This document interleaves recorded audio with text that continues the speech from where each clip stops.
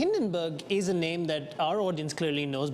Hindenburg is known for these types of attacks. Frank, it often doesn't go well for the company being targeted by Hindenburg. Hindenburg Research, the short seller whose research claims on Gautam Adani resulted in his net worth being reduced by $150 billion, has now accused Jack Dorsey's mobile payment company Block of facilitating fraud against customers and the authorities. Hindenburg claimed that Block had misrepresented its user count and underestimated its customer acquisition expenses.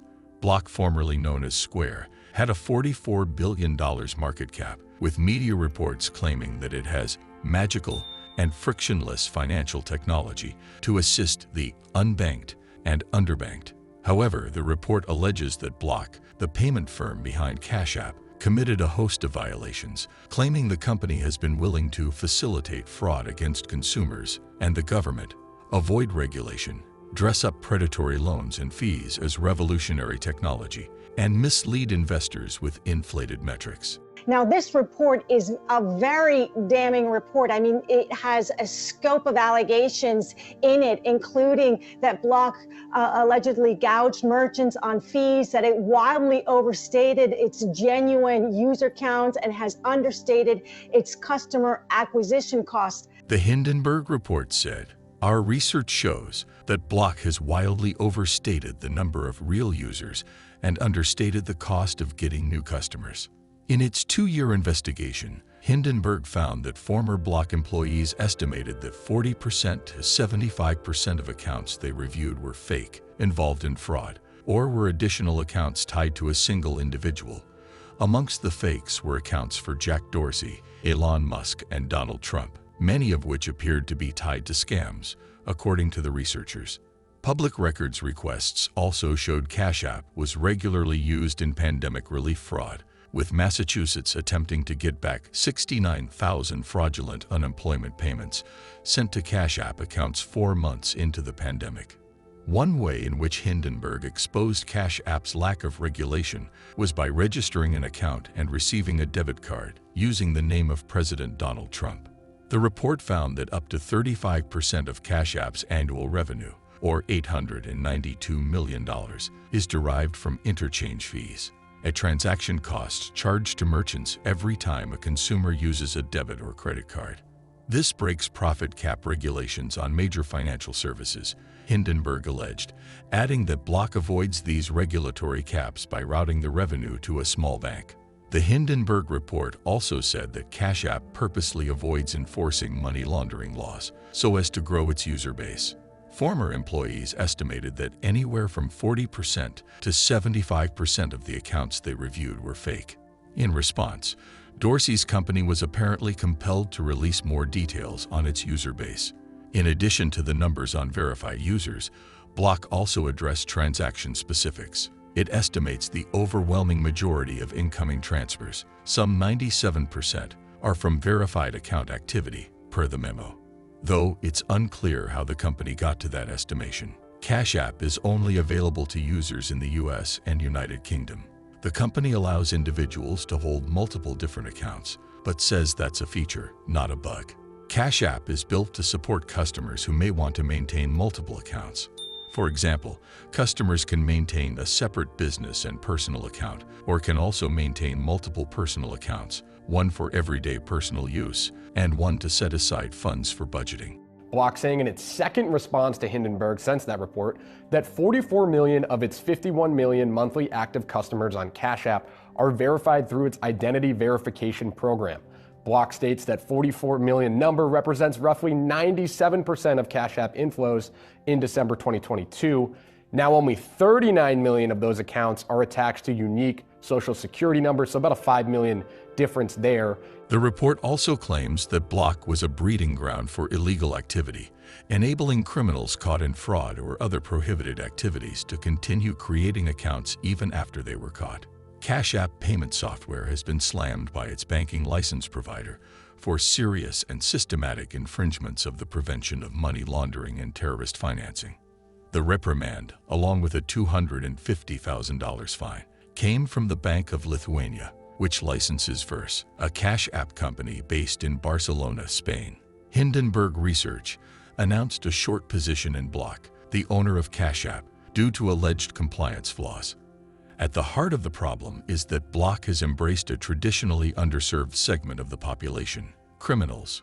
Hindenburg wrote, "The company's Wild West compliance approach made it simple for bad actors to mass create accounts for identity fraud and other scams, then quickly extract stolen funds."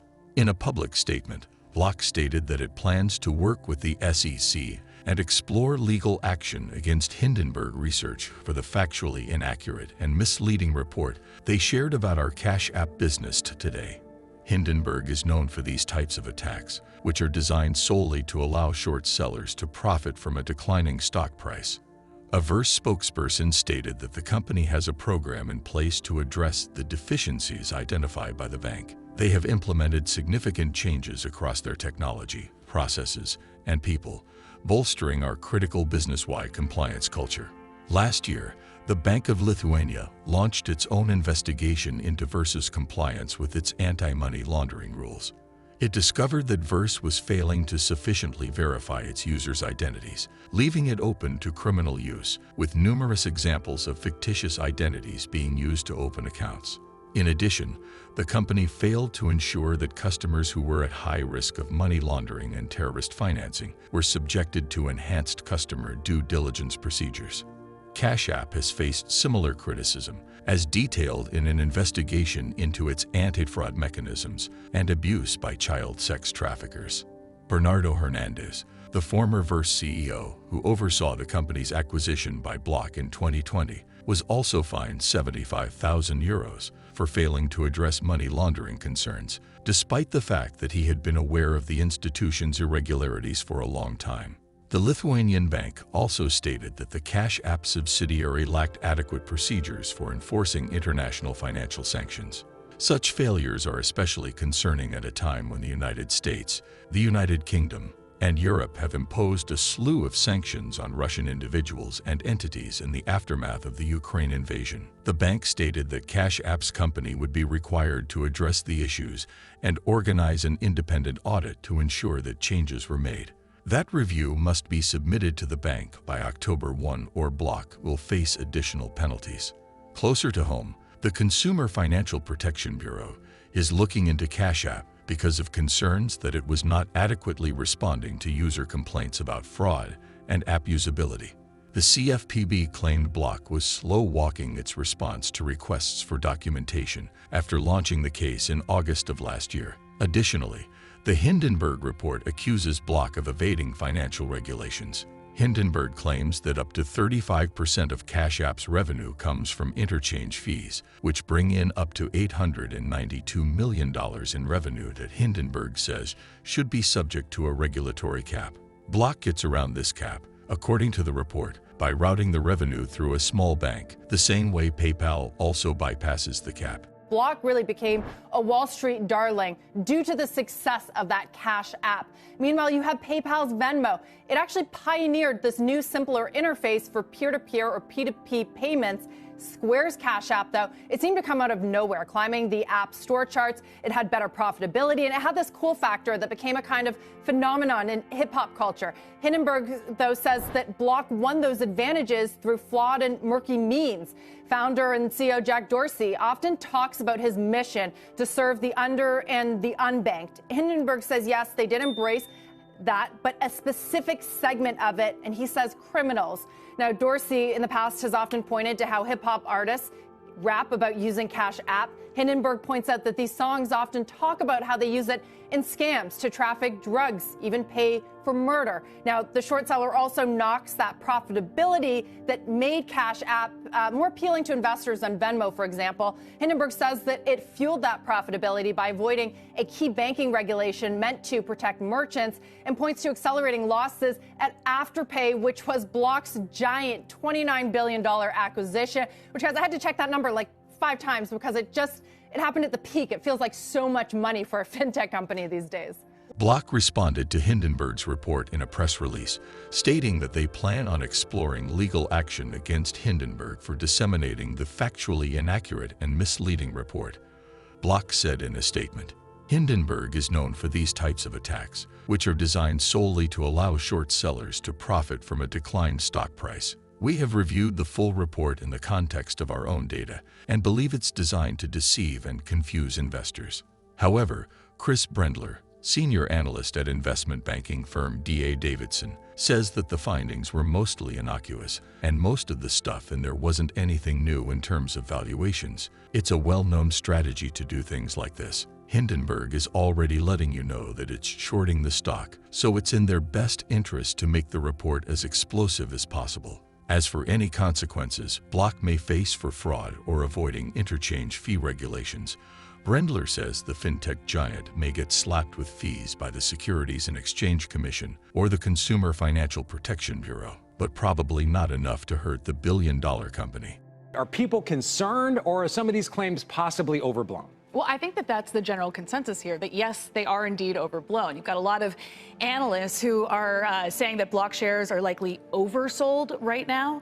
Even though that Hindenburg report does create a near-term overhang for shares, they remain confident in the stock overall. Bank of America and Mizuho are reiterating their buy rating for the company. Baird says they still see the stock as good value.